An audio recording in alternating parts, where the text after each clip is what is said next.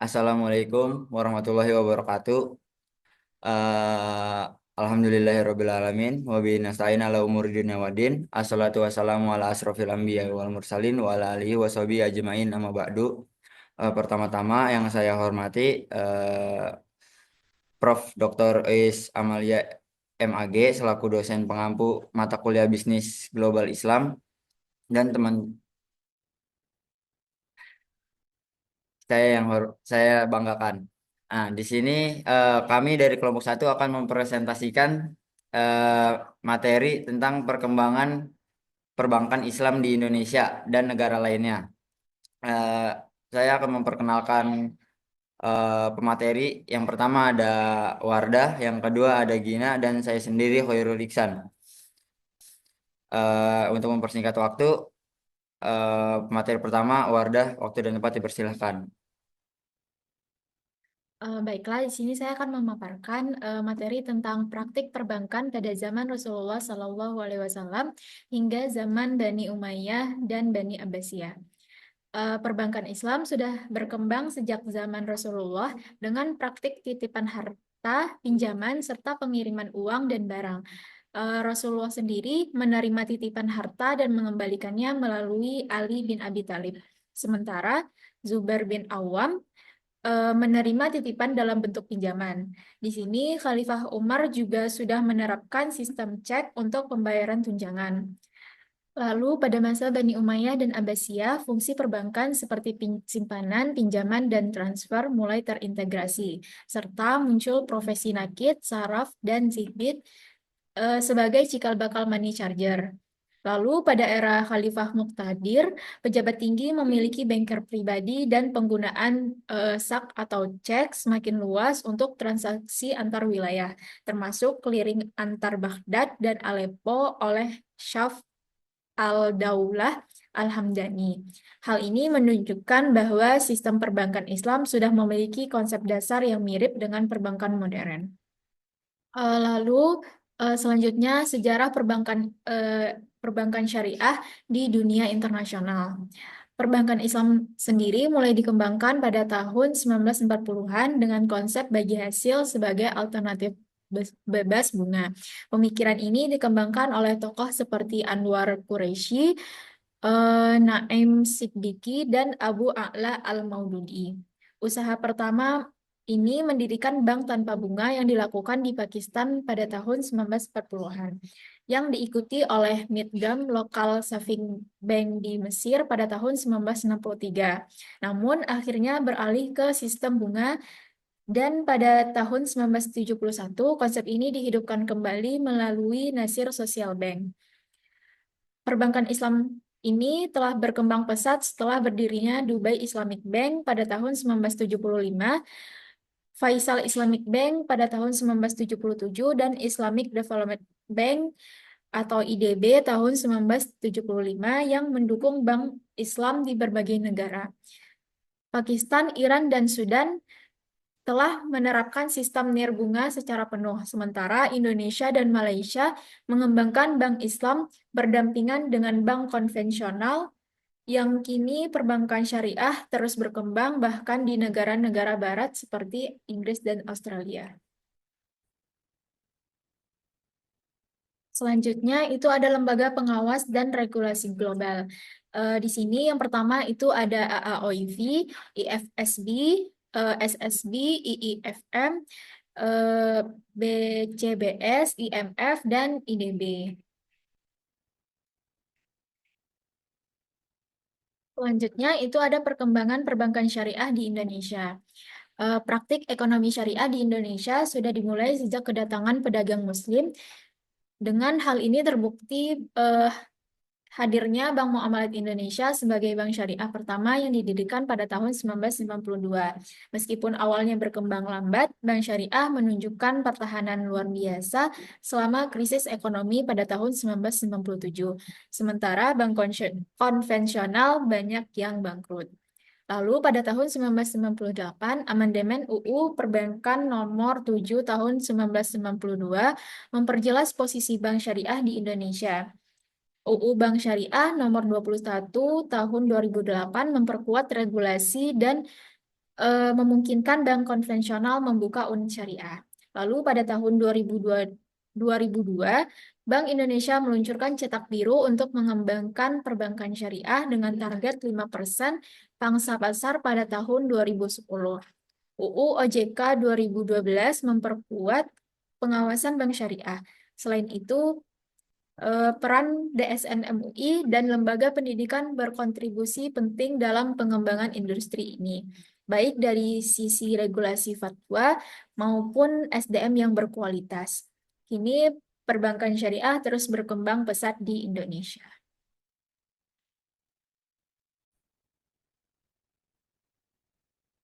Saya Gina Safitri akan melanjutkan materi tentang perkembangan perbankan syariah di Indonesia.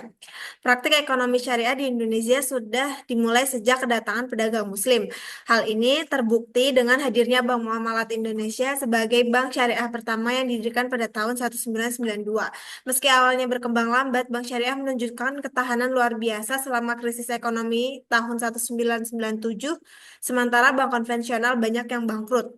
Pada 109 pada 1998, Amandemen UU Perbankan Nomor 7 Garing 1992 memperjelas posisi bank syariah di Indonesia. UU Bank Syariah Nomor 21 Garing 2008 memperkuat regulasi dan memungkinkan bank konvensional membuka unit syariah. Pada tahun 2002, Bank Indonesia meluncurkan cetak biru untuk mengembangkan perbankan syariah dengan target 5% pangsa pasar pada 2010. UU OJK 2012 memperkuat pengawasan bank syariah. Selain itu, peran Dewan Syariah Nasional (MUI) dan lembaga pendidikan berkontribusi penting dalam mengembangkan industri ini, baik dari sisi regulasi, fatwa, maupun SDM yang berkualitas. Kini perbankan syariah terus berkembang pesat di Indonesia. Kemudian ada statistik perkembangan bank syariah di Indonesia. Berdasarkan data statistik Otoritas Jasa Keuangan bulan Desember 2024, terdapat 14 bank umum syariah, 19 unit usaha syariah, 174 badan perkreditan rakyat syariah. Laporan statistik OJK menunjukkan bahwa aset perbankan syariah yang terdiri dari bank umum syariah, unit usaha syariah, dan bank pembiayaan rakyat syariah tercatat sebesar 980,30 triliun pada akhir tahun 2024 atau sebesar 9,88% YoY pada Desember 2024 dengan pangsa pasar tercatat naik menjadi 7,72%.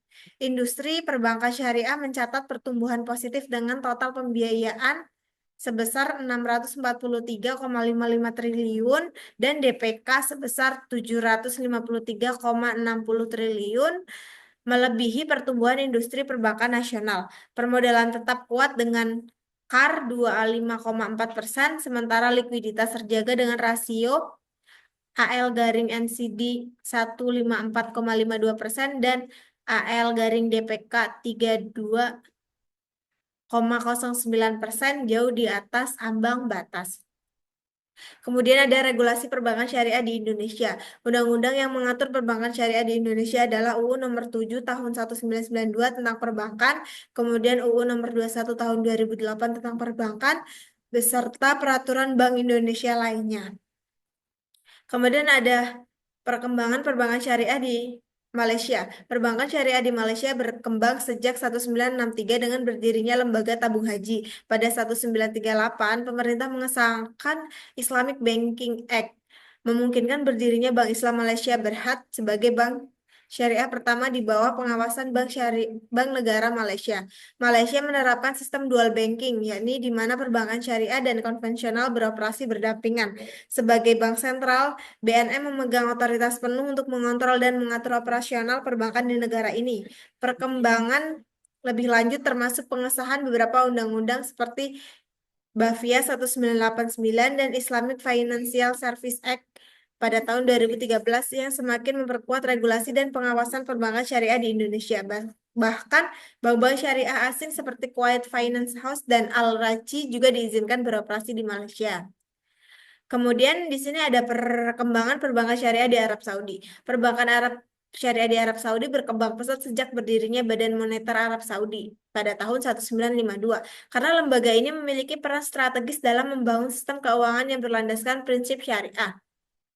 Dalam perkembangannya, 1957 Bank Al-Rajhi didirikan dan seiring waktu, bank ini berhasil menjadi institusi keuangan Islam terbesar di dunia dengan aset mencapai USD 33 miliar, menunjukkan bahwa perbankan syariah mampu bersaing secara global. Sejalan dengan implementasi Vision 2030, pemerintah Arab Saudi semakin mendorong diversifikasi ekonomi, khususnya dalam penguatan sektor keuangan syariah melalui inovasi produk dan layanan. Lebih lanjut, kemajuan teknologi finansial telah mengubah lanskap perbankan sehingga meningkatkan efisiensi operasional dan memperluas akses layanan bagi masyarakat. Kemudian di sini ada perkembangan perbankan syariah di Singapura. Singapura merupakan pusat keuangan global dengan sistem keuangan yang canggih. Dukungan pemerintah terhadap industri ini dimulai sejak tahun 2004 dengan amandemen UU pada 2005 yang mempermudah bank menawarkan layanan syariah. Perbankan syariah di Singapura terus berkembang, ditandai dengan berdirinya Islamic Bank of Asia pada tahun 2007 dan kehadiran layanan syariah dari bank internasional seperti DBS, Maybank, HSBC Amanah, OCBC, dan Nur Islamic Bank. Selain itu, lembaga keuangan syariah seperti Arkapita dan Al-Assalam Bank Bahrain juga telah membuka kantor di Singapura. Sekian dari saya, dilanjutkan kepada moderator.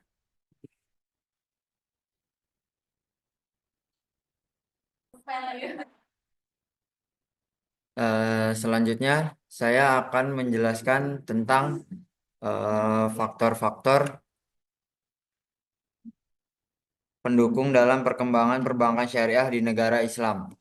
Eh, yang pertama itu adalah ekspansi jaringan, yaitu penambahan cabang, meningkatkan aksesibilitas dan kemudahan layanan bagi nasabah. Yang kedua ada edukasi dan sosialisasi, yaitu program edukasi meningkatkan kesadaran dan minat masyarakat terhadap perbankan syariah. Yang ketiga ada peningkatan layanan. Ah, ini penggunaan teknologi seperti ATM, mobile banking, atau internet banking yang meningkatkan kualitas layanan. Yang keempat ada regulasi. Nah, ini kita harus mendapatkan kepastian hukum melalui regulasi memperkuat kepercayaan nasabah dalam bertransaksi. Selanjutnya ada tantangan dalam perkembangan perbankan syariah. Yang pertama itu ada sumber daya insani, yaitu tanpa SDM yang kompeten, pengembangan produk dan layanan syariah akan terhambat. Yang kedua ada inovasi produk dan layanan. Bank syariah ini perlu menciptakan produk yang unik dan sesuai kebutuhan masyarakat, bukan sekedar meniru produk konvensional. Nah, yang ketiga ada program sosialisasi dan edukasi yang berkelanjutan. Ini itu edukasi dan sosialisasi perlu terus dilakukan untuk meningkatkan minat masyarakat. Nah, selanjutnya kita mempunyai studi kasus itu OJK optimis perbankan syariah terus tumbuh di 2025. Nah, industri perbankan syariah di Indonesia telah menunjukkan pertumbuhan yang signifikan dalam beberapa tahun terakhir. OJK memproyeksikan tren positif ini akan berlanjut hingga tahun 2025, didorong oleh diversifikasi produk dan peluncuran layanan baru yang memperkuat ekosistem keuangan syariah di Indonesia. Data dan fakta yang kita temukan itu pertumbuhan pembiayaan syariah sepanjang tahun 2024, penyaluran pembiayaan syariah mencapai 27,43 triliun, meningkat 10,11% secara tahunan. Nah, pertumbuhan ini itu didukung oleh peningkatan pembiayaan investasi dan pembiayaan jasa. Nah, data yang kedua itu piutang perusahaan pembiayaan pada Desember 2024, total piutang perusahaan pembiayaan tumbuh 6,92% secara tahunan menjadi 503,43 triliun dengan pertumbuhan pembiayaan investasi sebesar 10,47% dalam tahunan. Yang ketiga itu ada rasio risiko. Industri pembiayaan syariah mempertahankan stabilitas dengan rasio non-performing financing, atau NPF gross di level 2,70 dan NPF net sebesar 0,75%. Dengan rasio perusahaan pembiayaan mencatat gearing ratio sebesar 2,31 kali, jauh di bawah batas maksimum 10 kali yang ditetapkan oleh regulator. Nah, berdasarkan berita yang kita dapatkan ini, ada beberapa faktor yang mendukung optimisme OJK terhadap pertumbuhan perbankan syariah pada 2025. Yang pertama itu disertifikasi produk dan layanan. Nah, yang poin pertama itu inovasi produk keuangan syariah seperti fintech berbasis syariah dan instrumen sukuk berkontribusi terhadap pertumbuhan industri. Terus ada pembiayaan syariah meningkat 10,11% year on year, mencerminkan kepercayaan masyarakat terhadap sistem ini. Poin kedua itu ada regulasi dan pengawasan yang kuat. Nah, OJK ini terus memperkuat regulasi perbankan syariah, menciptakan lingkungan yang kondusif bagi pertumbuhan industri ini. Nah, stabilitas rasio NPF yang rendah 2,70% gross dan 0,75% netnya menunjukkan manajemen risiko yang baik. Yang ketiga itu peningkatan kesadaran dan permintaan masyarakat dengan mayoritas penduduk Indonesia beragama Islam. Minat terhadap produk keuangan yang sesuai syariah semakin meningkat. Nah, yang poin keempat itu ada tantangan yang harus dihadapi. Yang pertama itu adalah persaingan dengan perbankan konvensional yang memiliki penetrasi pasar lebih besar tentunya. Yang kedua itu ada keterbatasan sumber daya manusia yang memiliki keahlian di bidang perbankan syariah. Yang ketiga itu ada perlunya edukasi lebih lanjut untuk meningkatkan pemahaman masyarakat tentang keunggulan perbankan syariah. Sekian present pemaparan materi dari kelompok 1. Kurang lebihnya mohon maaf. Assalamualaikum warahmatullahi wabarakatuh.